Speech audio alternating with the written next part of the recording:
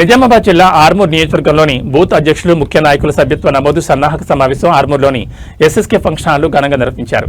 ఈ కార్యక్రమానికి ఆర్మూర్ మాజీ శాసనసభ్యులు బీఆర్ఎస్ జిల్లా అధ్యక్షులు ఆసన్న గారి జీవన్ రెడ్డి అధ్యక్షత వహించారు. ఈ సందర్భంగా ఆసన్న గారి జీవన్ రెడ్డి మాట్లాడుతూ తెలంగాణ రాష్ట్రంలో మళ్లీ బీఆర్ఎస్ ప్రభుత్వమే అధికారంలోకి వస్తుందని ధీమా వ్యక్తం చేశారు. గల్లీ గల్లీలో మళ్లీ కారే కావాలి, కేసీఆర్నే కావాలి అనే నినాదం వినిపిస్తుందన్నారు. సభ్యత్వ నమోదు కార్యక్రమానికి ఆర్మూర్ నియోజకవర్గ ప్రజలు బ్రహ్మరథం పడుతున్నారని తెలిపారు. కాంగ్రెస్ ప్రభుత్వం అధికారంలోకి వచ్చిన తర్వాత 6 గ్యారంటీలను అమలు చేయకుండా రైతన్నలను తీవ్ర ఇబ్బందులు గురిచేస్తుందని విమర్శించారు. రైతులు పండించిన వడ్లు మక్కలను వెంటనే కొనుగోలు చేయకుండా నిర్లక్ష్యం చేస్తుందని ఆరోపించారు. ఇప్పటికీ ధాన్యం కొనుగోలు జరగక రైతులు బోర్న విలపిస్తున్నారని అన్నారు. జిల్లా వ్యాప్తంగా వెంటనే ధాన్యం కొనుగోలు కేంద్రాలు ఏర్పాటు చేసి ప్రతి గింజను కొనుగోలు చేయాలని డిమాండ్ చేశారు. ఆర్మూర్లో రాక్షస పాలన కొనసాగుతోందని, మైనర్ బాలికపై దారుణ ఘటన జరిగినా పట్టించుకునే పరిస్థితి లేదన్నారు. ఒక ఆర్టీసీ డ్రైవర్ రైతుల మక్కలు వడ్లు కొనగాలని చెప్పినందుకు అతన్ని సస్పెండ్ చేయడం కాంగ్రెస్ ప్రభుత్వ నిరంకుశ ధోరణికి నిదర్శనమని విమర్శించారు. రాష్ట్రంలో బీజేపీకి ఎంపీలు ఎమ్మెల్యేలు ఉన్నప్పటికీ ప్రజా సమస్యలపై స్పందించడం లేదన్నారు. మాట్లాడితే కేసులు ధర్నాలు చేస్తే కేసులు పెడుతున్నారని ఆగ్రహం వ్యక్తం చేశారు.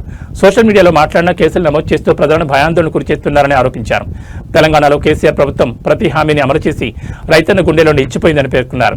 రైతాంగాన్ని ఆదుకోవడమే లక్ష్యంగా కేసీఆర్ ప్రభుత్వం నిరంతరం కృషి చేసిందన్నారు. ఆర్మూర్ నియోజకవర్గంలోని ప్రతి గ్రామంలో సభ్యత్వ నమోదు కార్యక్రమాన్ని విజయవంతం చేయాలని పార్టీ శ్రేణులకు పిలుపునిచ్చారు.